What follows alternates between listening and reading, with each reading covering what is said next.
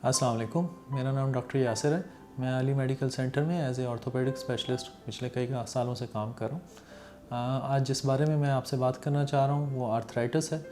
ये वो क्वेश्चन है जो मोस्ट ऑफ़ द पेशेंट आते साथ हमसे पूछते हैं कि डॉक्टर साहब क्या हमें आर्थराइटिस तो नहीं है। आर्थराइटिस क्या है और इसकी क्या क्या इकसाम हो सकती हैं।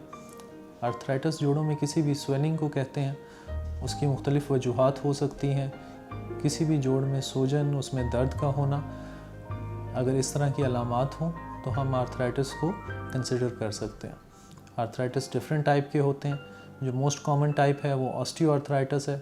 ऑस्टियोआर्थराइटिस का मतलब डीजनरेटिव चेंजेस हैं जो उम्र के साथ साथ जोड़ के अंदर आती हैं। जोड़ में गैप का कम हो जाना, जिस तरह आम अल्फाज में कहा जाता है, या ओवर यूज़ की वजह से उसमें आर्थराइटिक चेंजेस का आ जाना, उसमें लेस का कम हो जाना या स्वेलिंग हो जाना होता है।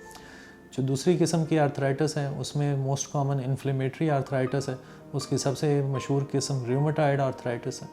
उसमें जोड़ के अपने सेल जोड़ के ऊपर अटैक करना शुरू कर देते हैं और वहाँ लोकल एरिया में स्वेलिंग होना शुरू हो जाती है। उसकी सबसे बड़ी निशानी हाथों के छोटे जोड़ों में दर्द होना, बाकी जोड़ों में दर्द होना और मॉर्निंग स्टिफनेस, यानी सुबह उठें तो जोड़ बहुत ज़्यादा अकड़े हुए हों और उनको हरकत देने में कम से कम आधा पौना घंटा लगे, उसको हम रूमेटॉइड आर्थराइटिस कहते हैं।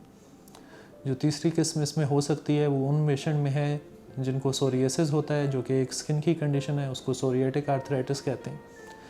चौथी किस्म इसमें उन लोगों में है जिनमें जिस्म में यूरिक एसिड डिपॉजिट होना ज़्यादा शुरू हो जाए, उसको गाउटी आर्थराइटिस कहते हैं। इसके अलावा भी आर्थराइटिस के साथ डिफरेंट कंडीशन हैं जो हड्डियों के अलावा बाकी ऑर्गन में भी इफ़ेक्ट कर सकती हैं, उन पे पेन वगैरह कॉज कर सकती हैं। अगर आप में को इनमें से कोई भी अलामत हो या कोई शुबा हो तो अपने करीबी आर्थोपेडिक डॉक्टर से ज़रूर मशवरा करें और इसको इन्वेस्टिगेट करें, ताकि अगर ये अर्ली टाइप की आर्थराइटिस है तो इसका मुकम्मल ट्रीटमेंट किया जा सके। बहुत बहुत शुक्रिया।